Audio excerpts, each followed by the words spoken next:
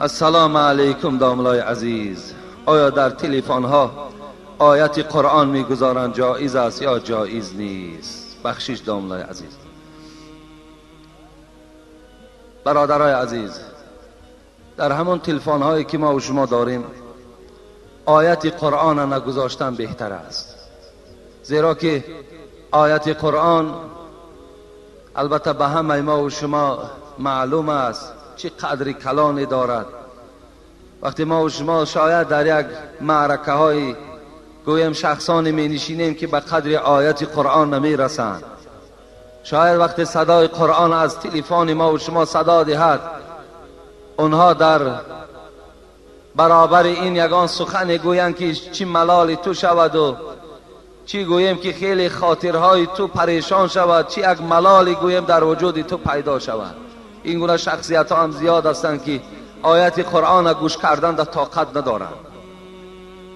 از این خاطر بهترین صورتش همین است که ما و شما همون گویم نغمه هایی که در تلفن ها خودشان وجود دارند اونا به ساخته ما و شما نیستن آخه. از این خاطر اونا به خواهش ما هم نشده است. برای همین همون گویم نغمه ایش که عادی هست و گویم که خاطر آدم مشوش نمی کند، پریشان نمی کند، همون عادی ترش در گذارینش همون با که ندارد گناهی نیست. لیکن این نغمه هایی که امروز باور کن بعضی جوان ها را میبینی در تلفن ها حتی صدای دشنام ماندگی هست.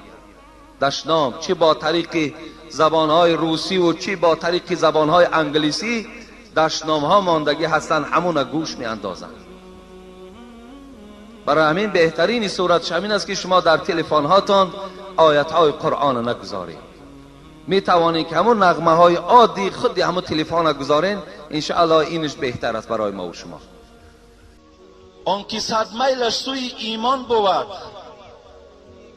گبر گفت همون مسلمانه، آن که 100 میلش سوی ایمان بود، چون تو را بیند آن باطل شود.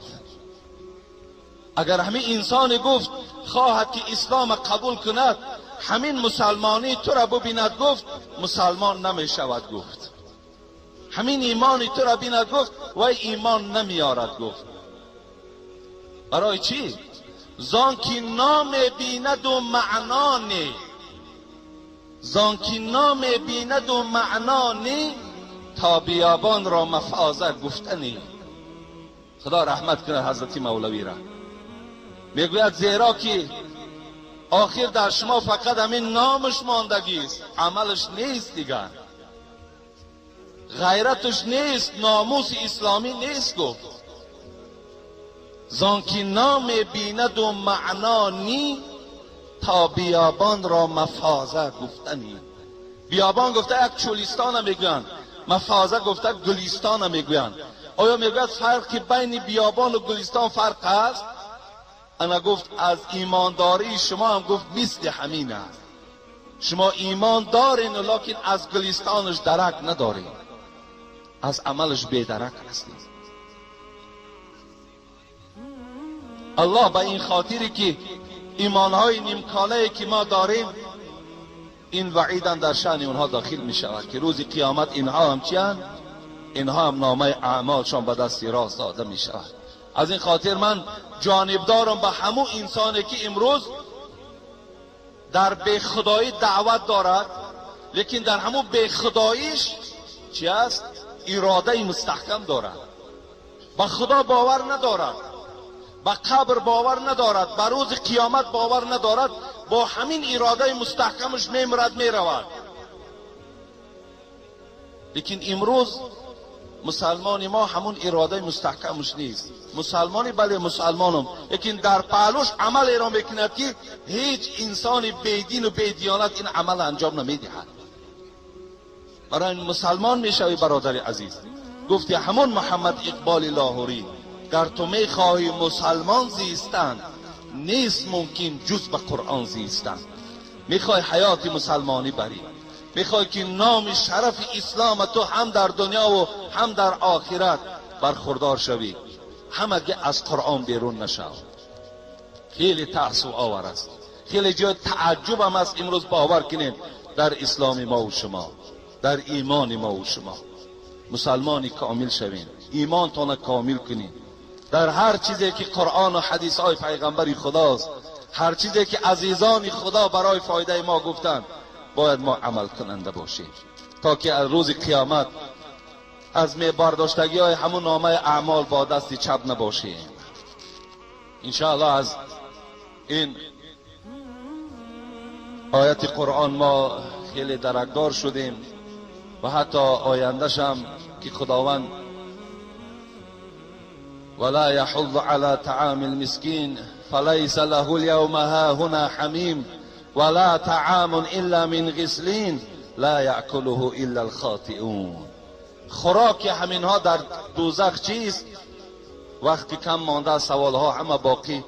من شاید جمعه آینده در باب خوراک این دوزخی ها برای شما معلومات دهم. خوراکشون چی خوراک است، خدا به اینها چگونه ضیافت میدهد، انشاءالله جمعه آینده میفهمیم. سلام علیکم داملای بسیار محترم حاجی میرزا. من مادری هستم که فرزندی جگربند من 3 ماه شد که بیمار است و خیلی هم طبابت ها هم کردیم، هر کی با طور خودش طبابت کرد، لکن من امید جانی صحت او را از درگاه خداوند تعالی طلب دارم. او که بسیار اخلاصمند شما هست، او چی در صحتی و حالا در بیماری فیته های شما را گوش میکند. ما همه به شما اخلاص داریم. من مادر شما را فرستاده خدا میدانم. خواهش دارم روز جمعه اگر او ذره خود را خوب حس کند، در مسجد شما نمازگزاری میکند. او همه نمازهای جمعه را در همون مسجد شما بود. ببخشید داملای عزیز، مادری که مغز و استخوانش میسوزد، دیگر چی گفتنی هم را نوشته نمیتوانم. روز جمعه روز تولدش هست. او خود روز جمعه به دنیا آمده است. داملای محترم، از شما یک دعای نیک، شفای کامل بهر فرزندم طلبگار هستم. مؤمن خداجوی بسیار است. اهل جماعت دعای نیک کنید. با کمال میل مادر گمراه شده، اگر خطا باشد بسیار عذر. داملای بسیار محترم حاجی میرزا، برای این مادرم در حق فرزندشان دعا طلب کردن. یک آیت به یادم آمد برادرای عزیز، خدا در قرآن قو انفسکم و اهلکم نارا و قودها الناس و الحجاره. خداوند میگوید ای مردم، فرزندهاتان از عذاب دوزخ نگه دارید، زیرا که آن چیزی که آتش دوزخ علنگه میدهد این آدم است و سنگ است، سنگ ها است.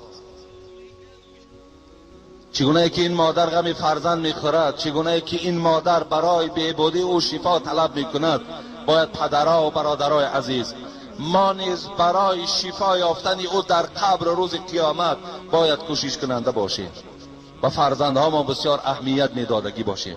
فقط غم دنیاشان نخوریم، فقط برای بهبودی سلامتی و راحتی اونا در دنیا کوشش نکنیم، برای آخرتشان هم مهنت کنیم،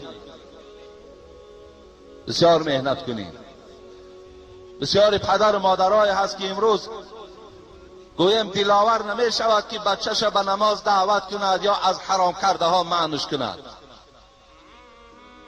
لیکن فردای قیامت انا همین فرزنده که امروز تو نگفتی باید روز قیامت از پیشی بری تو میدارد که همه شرایط همه پول و مال مکو در راه تو صرف کردم، یک بارم نگفتی که خدا را عبادت کن. اون حالت از گویم که یاقه ما و شما میدارد و تمام آن چیزی که میخواهد بالای ما و شما میگوید، زیرا وی را درد میکند و عذاب میکند. خدای مهربان این فرزند شفای کامل و شفای عاجل خدا نصیب و روزیش بگردانی. آمین و رب العالمین. السلام علیکم اکای حاجی میرزا. ما یک گروه طلبگان با سوال ما جواب دهید. ما کتاب بیبلیا را میخوانیم برای علم دنیا را فهمیدن و یک گروه آدما پیدا شدن که میگویند که کسی این کتاب را میخواند کافر است. از نگاه اسلام ما حق هستیم یا آنها؟ برادر عزیز، امروز بیبلیا نیست. این بیبلی که در دست این نصرانی ها و دیگر کتاب هایی که امروز مشهورن، همه اینا تحریف کردن، دیگرگون کردن. آن کتاب اصلی که از جانب پروردگار و اینها نازل شده بود، همه اونا نابود کردن. اینا امروز بیبلیه ها تحریف شدن، اینا را خواندگی آدم گمراه میکنند. اگر بیبلیه حقیقت می داشت، اگر بیبلیه را تحریف نمی کردن، دیگرگون نمی کردن، الله در سوره صف چی می گوید؟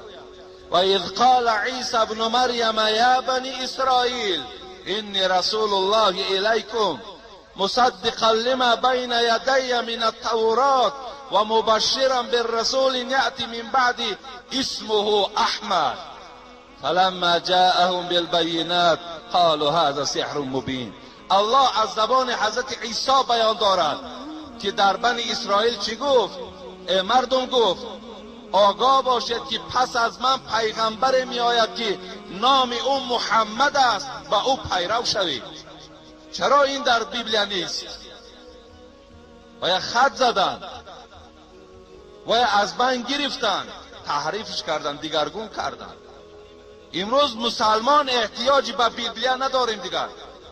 امروز ما بهترین کتاب راهنمای عالمیان این قرآن است. قرآن بخوان. وقتی حضرت عمر میگوید بیبلیه میخوان، بیبلیه را خواندن گرفت، رسول اکرم صلی الله علیه و سلم آمد نگاه کرد، گفت ای عمر چی میخوانی؟ گفت بیبلیه میخوانم. بیبلیه که اون زمان تحریف نشده بود، بیبلیه میخوانم. گفت اگر تورات میخوان، تورات. گفت اگر همون برادر موسی زنده میشد، امروز این تورات جمع میکرد و رجوع به قرآن میکرد، قرآن میخوان. برای همین برادرای عزیز، امروز ما باید قرآن خوانیم. اونقدر صرف، اون وقتی که در بیبلیه صرف میکنیم، قرآن ما نخوانیم، قرآن خوان شویم. انشاءالله این دم همون علم دنیایی که تو میگوی، همه علم دنیا در داخل قرآن ما وجود دارد.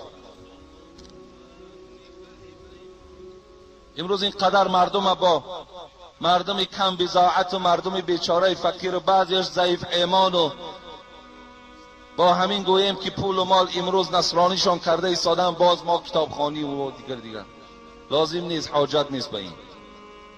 بعضی آدم ها پیدا شدن که میگویند آفتاب 4000 سال عمر دارد. آیا این درست است؟ التماس جواب.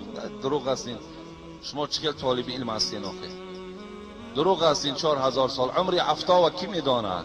آفتاب خودش از اول دنیا تا قریب 9000 سال گذشت. 9000 سال از دوره حضرت آدم تا این زمان ما و شما سپری شده است. 4000 که میداشت حالی دیگر این حالت در وجود نداشت. اینا دروغن. السلام علیکم اکای حاجی مرزا، از شما خواهش میکنم که با این سوال من جواب گوید. برادر من عرق می نوشید، نماز نمیخواند. شب کسیته های شما را گوش کرد و در خوابش قیامت را خواب دید که آفتاب از طرف قبله برآمده است و مردم بسیار در عذابند. میخواستم بگوید که معناش چیست؟ بعد این توبه کردن نماز را سر کرد. این معناش همین است که الحمدلله توبه کردن، نماز خواندن، انشاءالله از همان عذاب و رنجی که در قیامت است انشاءالله نجات یافتن، رستگار شدن. خوش به حالشان که خیلی بر وقت آمدن. خوش به حالشان که بر وقت همون استکان‌هایی که عرق می نوشن در زمین گذاشتن و با او اشاره کردن که لعنت بر تو که مرا تو بی‌شرف کردی.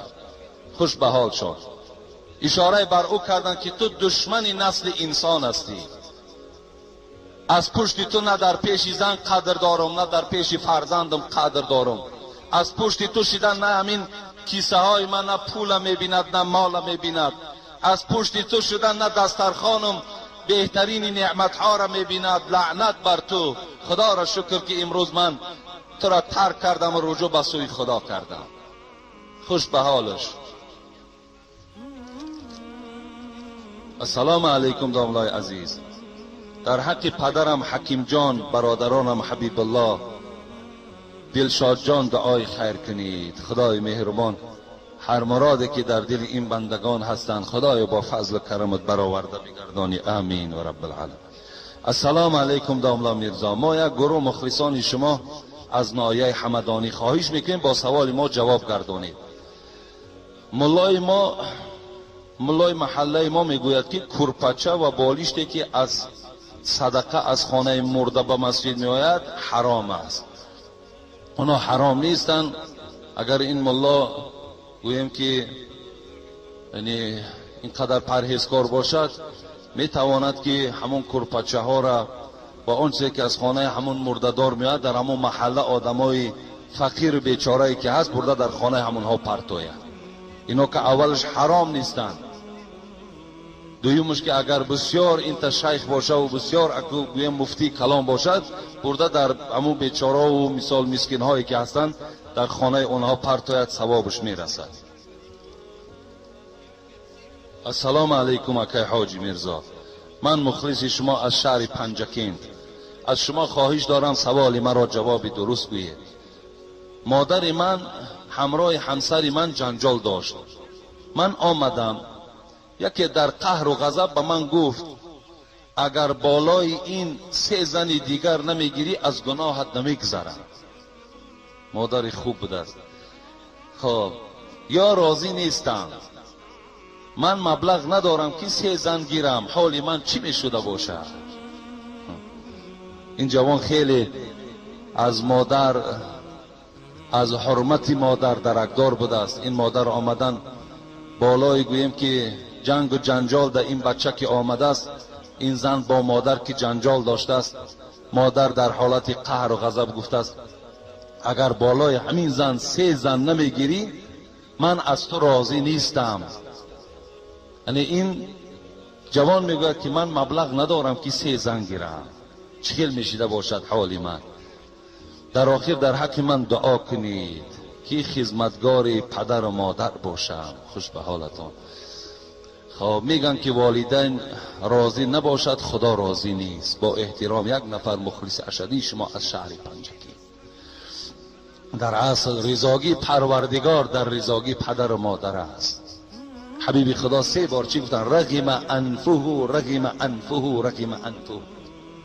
خار باد، ذلیل باد، شرمنده باد. کی ای حبیب خدا؟ من ادرک والدیه عند الكبر او احدهما ثم لم يدخل الجنه. حبیب خدا گفت کسی که در دنیا پدر و مادر دارد آنها را راضی نمی کند، شرمنده باد، خار باد، ذلیل باد. کسی که در دنیا پدر و مادر را خدمت نمی کند، کسی دعای پدر و مادر را نمی گیرد. بسیار است این گونه جوانای عزیز. همون بایزیده که این گبر در ایمان او قائل شده بود، میگه وقتی مادرش دبیرستان برد، مکتب برد پیش استاد، بعدا میگوید حضرت بایزید آدم خداداد اولیاء الله، میگه وقتی که استادش درس تفسیر میگذشت آمد به سوره لقمان، و سوره لقمان رسید که در سوره لقمان آیت در رسید که ووصينا الانسان بوالديه حملته امه وهنا على وهن وفصاله في عامين ان اشكر لي ولوالديك الي المصير. همین آیت از لقمان، حضرت لقمان، از آیتی گویم از سوره لقمان استاد بایزید تعلیم داد. گفت ای استاد چی معنا دارد این آیت؟ گفت الله میگوید سپارش میدهم شما را این که این مادرهایی که امروز در 60 و 70 رفتن، امروز قوت برداشتن دیگر نه آب دارن و نه خنکی و گرمی دارن، اینها را احترام کنید، اینها را خدمت کنید، زیرا که اینها در حالتی که شما را تولد کرده بودند بی نهایت عذاب کشیده بودند. الله همینه در سوره لقمان خبر داد و وصینا الانسان بوالدیه حملته امه وهنا علی وهن و فصاله فی عامین. 2 سال دیگر تو را شیر داد، خواب نکرد، عذاب کشید. در همون گهواره که گویم زیرش پخته های با دستش میکنجید ملایم در اوتره میخوابید و خودش در بالای همون پلسی قاب خواب میکرد. هر زمانی که از دهانی تو اگر یک آوازی می برآمد، این مادر در حال از جاش میخیست، دیگر نمیگفت که این خواب برای من شیرین است. میخیست، پیستان خودش در دهان تو میگذاشت، ذره طاقت نداشت که تو گرسنه و تشنه باشی، همیشه با تو بود. الله میگوید اینا را یاد کن ای بچه و این پدر و مادر تا احترام کن و الی المصیر. یقین دان که بازگشتت به سوی من است. از این پدر و مادر میپرسم ان اشکر لی ولی والدیک. الله گفت من شکرانه کن و بعد شکرانه من پدر و مادر تا شکرانه کن. وقتی بایزید این سخن شنید گفت استاد اجازت نیست که یک خانه روم. بایزید مادر پیر داشت، آمد میگوید کتاباش زیر کش و گفت مادر گفت الحال یک آیت خواندم که مرا دیگر در همون حجره نشستن در دیگر طاقت نماند. گفت چی خواندی؟ گفت الله میگوید ان اشکر لی ولی والدیک، هم من شکر کنید، هم من عبادت کنید، هم پدر و مادرتان شکرانه و احترام کنید.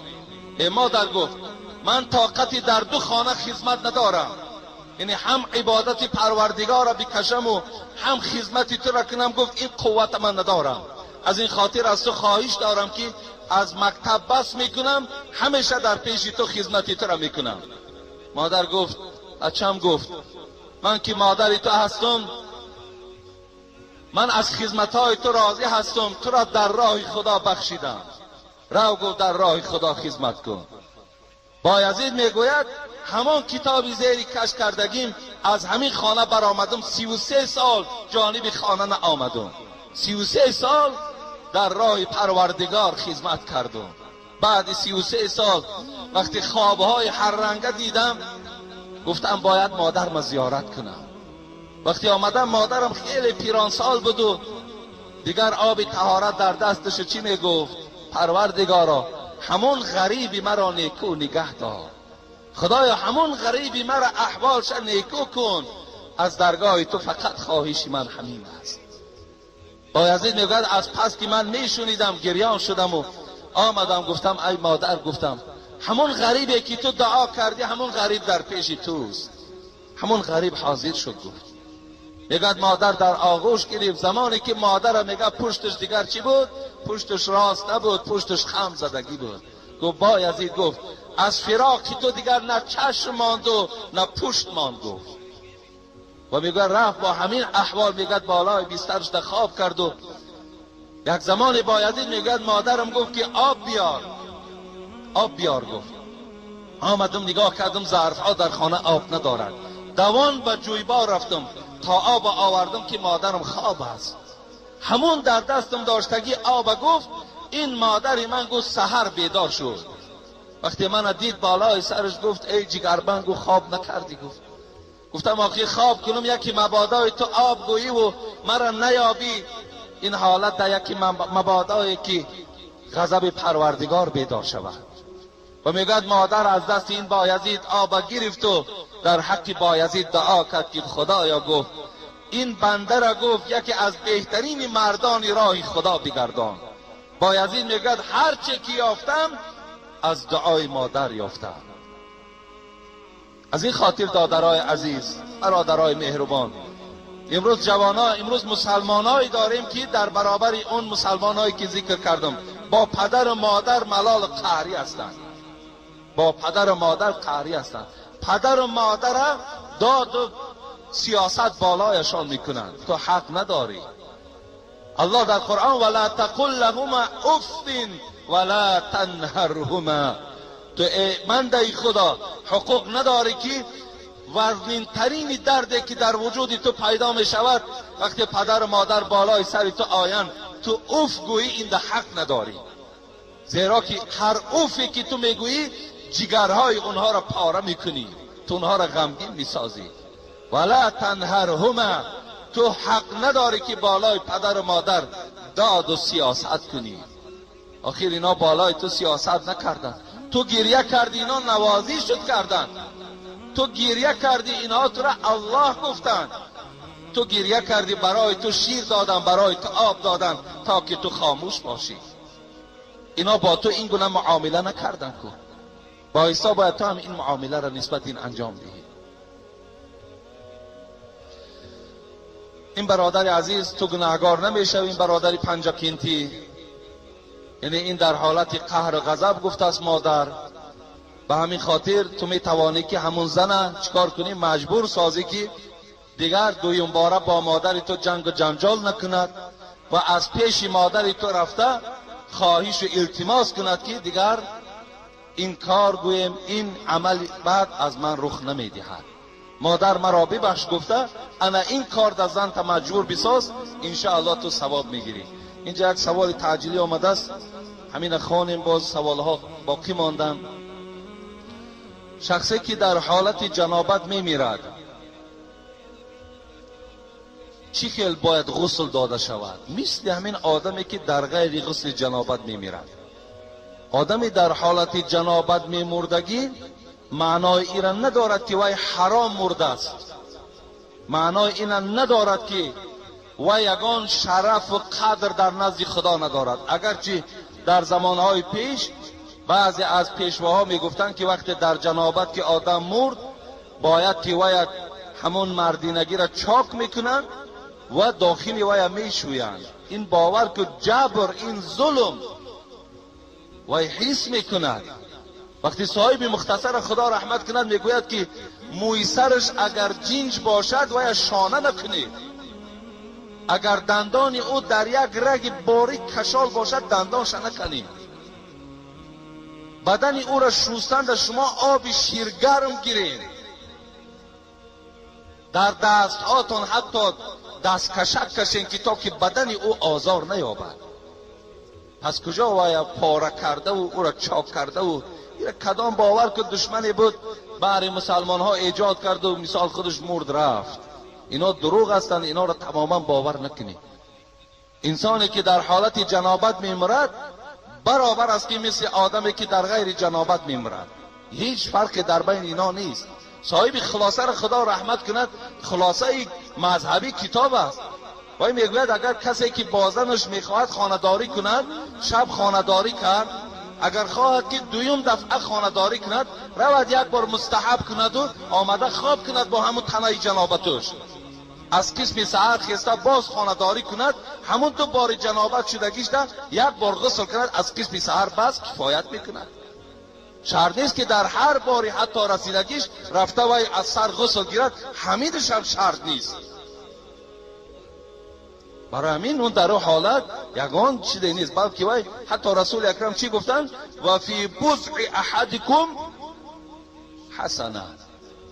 شما هرگاهی که بازنتان خانه‌داری میکنین در نزد خدا پاداش اجر میگیرین، اجر دارد. این حالت در حالت جنابت هم که از دنیا گذشته باشد وای همون شرف همون قدر اسلامیش باقی مانده است. این دروغ است که وای حرام مرد، این دروغ است، اینا را باور نکنید.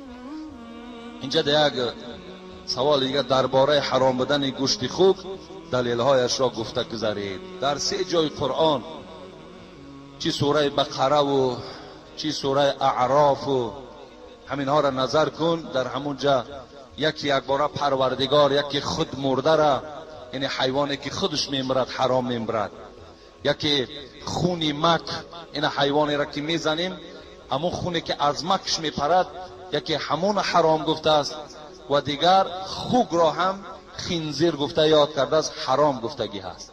دلیلهاش این نص قرآنی قطعی است.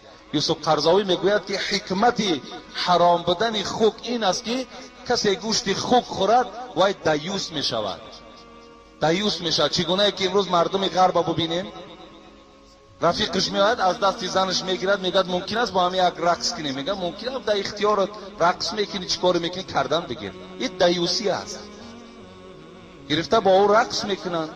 یا زنش میخیزد میگه که امشب من نمیایم، کجا دای پیش همون رفیقم دایم، بعد تگه میآید، باز همون زندگیشون همون خرسندی. این دیوسی هست. یوسف قرضاوی میگوید که یک حکمت خوک خوردن حرام بودنش انامین است که مرد دیوس میکند. و آخر دعوانا ان الحمد لله رب العالمین. من گفتم جمعه آینده در باب زکات صحبت داشته باشم، ثوابهای زکات، عذاب کسانی که زکات نمیدهند. لیکن از بس که این سوالها خیلی بسیار سوالهای مهم هم برادرای عزیز و انشاءالله جمعه های ما هم که یگانتش ضایع نمی شوند، همش گوییم که تحلیل آیت و احادیث های رسول اکرم است. انشاءالله از آمدگیتان هیچ زلال زیان در این جمعه ها شما نمی بینین، لیکن بازم این وای موضوع خیلی ضرورت داشت. انشاءالله خیلی این جمعه جمعه آینده در اطراف زکات صحبت میکنم، جمعه آینده را هم با سوال و جواب میبخشم.